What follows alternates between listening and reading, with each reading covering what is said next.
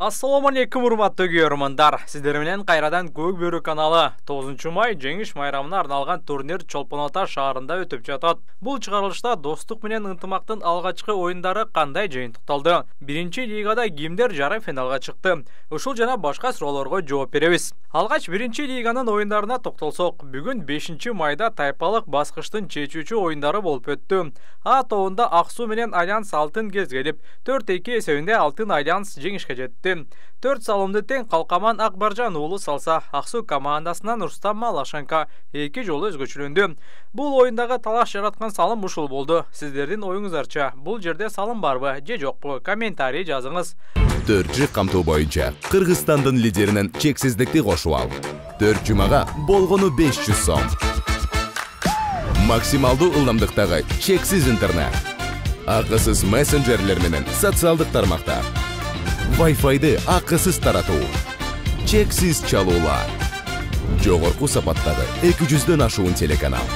Этно Медиа онлайн кинотеатрын акысыз көрүү. Мой О тиркемесинен же Остор дүкөндөрүнүн акысыз есим. Барына чексиз. Ал эми Б тобунда болсо Ак Элбирс менен Ысык Ата жарым финалга чыгуу үчүн ойноду. Тең атаандаштыктагы оюн 5-3 эсебинде Ысык Атанын жеңиши менен жыйынтыкталды. Ысык Атанын капитаны Элдияр Шактарбек уулу 3 салым салды. Биринчи лигада биринчи жолу ойноп жаткан Ак Элбирске бир аз тажрыйба жетишпей калса, ал эми Ысык Атада буга чейин жогорку лигада көп жыл өткөргөн улуу муундагы оюнчулар көп болду.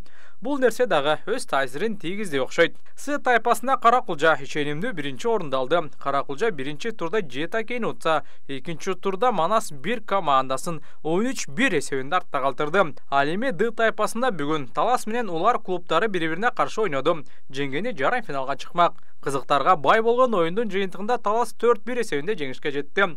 Талас командасынан Байтеген Омурбеков менен Айбек Исаковтар 2ден салым салышты. Эми 7 май күнү жарым финалдык беттештер болот. Анда Алтын Альянс Ысык Ата менен ойносо, Каракулжа Талас менен күч сынайт. Биринчи лигадан ким чемпион болот? Ой пикир жазып кетиңиздер.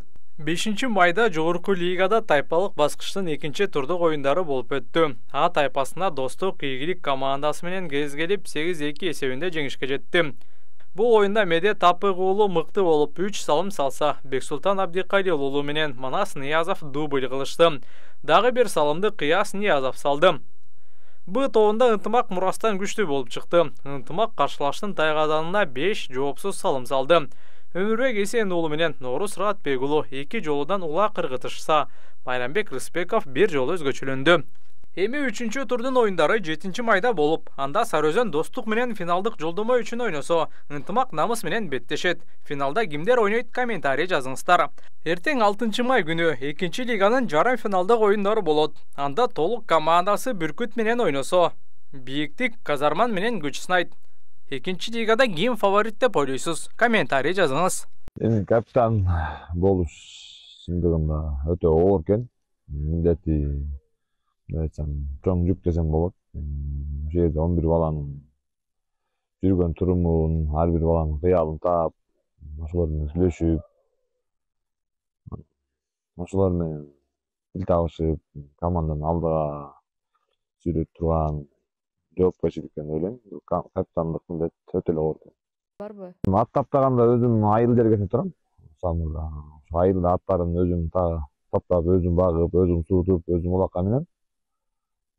Тажрыйбам өтө көп деп айта албайм.